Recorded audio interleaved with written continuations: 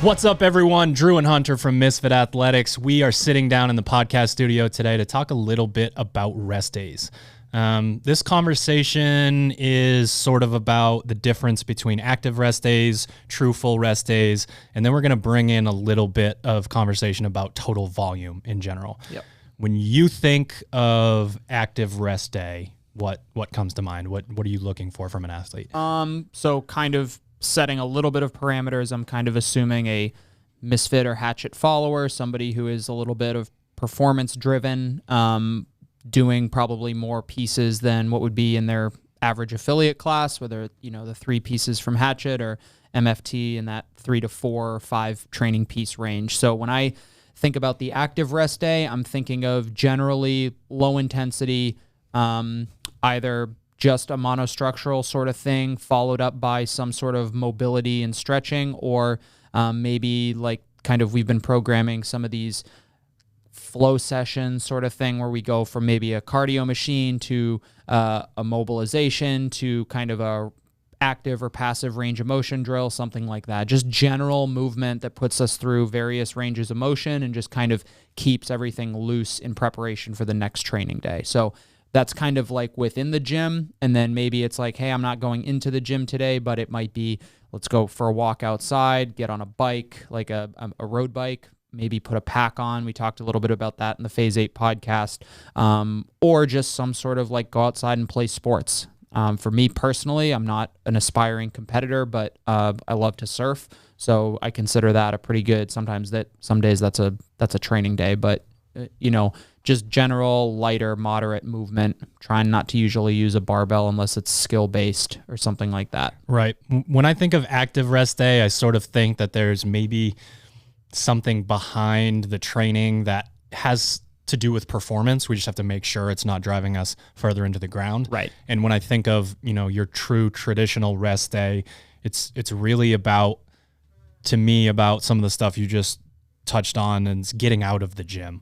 Like when you have a true rest day, we do, love to see what we would call a flush from someone where you're, going for a walk or you're going surfing, you're, just out and about with friends doing whatever. I want you to stay active so that you're not sore post rest day. But there's sort of the day where we feel like for a lot of athletes, we can get a 6th training day in that will both move you forward in your recovery and your performance. And then there's that other one that is just as important psychologically as it is physically, to get out of the gym and, still move around a little bit, but like making sure that, you get a change of scenery and you're excited to go back in the gym the following day. Yeah, I think that last little point is it like everybody's had probably phases of their life where they're in the gym with what feels like 8 days a week. And a lot of times just being in the same environment where the expectation is pushing yourself, whether it's with training partners or in a group setting, getting yourself out of that environment is super important to me.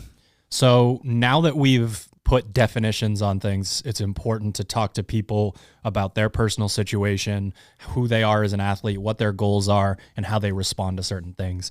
And one of the things that we talked about before we, hit record on this video was that there was a study where they took 2 different sized monkey groups. We got small monkeys who are typically literal monkeys that are less active, just naturally. They don't work very hard for their food. And then big monkeys who are just naturally more active. They, go seek out their food. They run around. They have activities. And for the experiment, they forced them to switch lifestyles. They took the big monkeys, they put them into cages.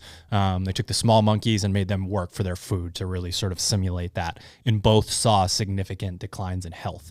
And the reason we bring this up is because what charges your HRV on a nice long run might drive mine into the ground. And it's really important for an athlete to understand what the rest days are doing for you. And you have to play around with them a little bit, and you have to have some form of measurement, even if it's just like subjective well-being.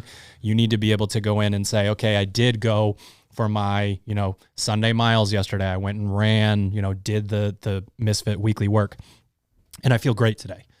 You might also do that and you might feel like crap. So like, I know for me personally, when I wake up on a rest day, I'm checking my HRV and just sort of looking at it from the standpoint of, do I really need to be like really nice to my body today? Do I need to do a little bit more stretching? Do I need to just go for a walk, maybe with a weight vest or not, instead of, you know, getting on a C2 bike or anything like that? And that's where you can start to figure out what makes the most sense for you as an athlete. Yeah, I think this is where kind of the conversation starts to diverge as to how do you best respond in training, and using that as kind of a metric to determine what you should or should not be doing on an active recovery or rest day. If you're somebody, I talked to my affiliate athletes about this, Caroline, who's, you know, CrossFit Games level competitor and is training, her training reflects that. She comes in and takes affiliate class, which is either 1 or 2 kind of training pieces. That's borderline on an active rest day for her as far as her total training volume and what she's used to doing. You get somebody who only does 2 or 3 training pieces per day. Doing 2 training pieces is not really an active recovery day when we're thinking about the total volume that you're doing over the course of the week. And then that's where the conversation comes in. Do you respond better to more volume, or do you respond better to fewer training pieces executed at a higher intensity? And once you kind of understand that about yourself, then it's a little bit easier to say like, oh, I get a lot of benefit from 3 training pieces per day, and that's it. That means that active rest day is probably, we don't need to be necessarily sneaking in some additional training, even though it might not beat you up. Like, your baseline is 2 or 3 training pieces, then we don't necessarily need additional work on those active rest days. But some people do benefit from it. Right. And this isn't as complicated as it sounds. It's really about whether you have, I use the Aura ring. Some people have the Whoop strap. There's a bunch of different things, certain watches that will give you HRV. You don't need that. You can also have a good old fashioned pen and piece of paper, and you write down like, I did this and I felt this way. But what the importance of this conversation is what happens when you introduce these things on the 6th and 7th day a week.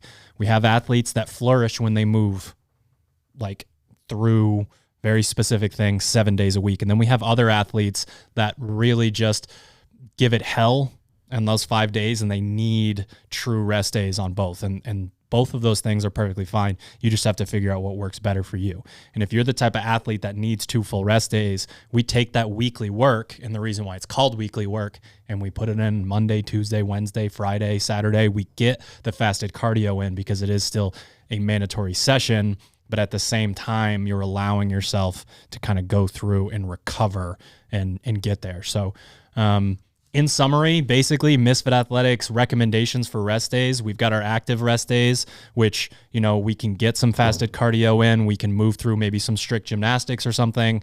We have our full rest day where we're saying get yourself out of the gym, even if you want to be active. Try to sort of reset, feel a little bit better about everything, and then address what volume does to you. And that's a bigger conversation, probably another video. Yep. But address the volume and adjust your rest days accordingly. Yeah, I think on the whole, you have to kind of think about your week and each individual training piece that you do, not including like your warm-ups, but each of those training pieces is kind of is digging a hole, so to speak. I'll steal this from Dex because it's a good analogy, but you're digging that hole. And if what you're doing on your active rest or rest days is not filling that hole back in, then we're just continuing to add to that deficit. So it's going to be different, like you said, for everybody, whether it's, hey, I actually benefit from like a long cardio piece, or it's like, nope, I need to get out of the gym. I need to, we certainly recommend don't just lay on the couch for 12 hours, but understanding that the purpose of that rest day is to prepare you to train tomorrow. We can't just continue to beat ourselves into the ground without kind of filling that hole in. For sure. All right, so a lot of people are looking for that edge, that thing that's going to move the needle for them. They're in the gym, they're working hard. You're wondering what little things can you add to your repertoire, and what sort of things you can measure and manage. This is one of them. So if you like this video, you know the drill. Subscribe, like, throw a comment. We'll see you in the next one. Thanks.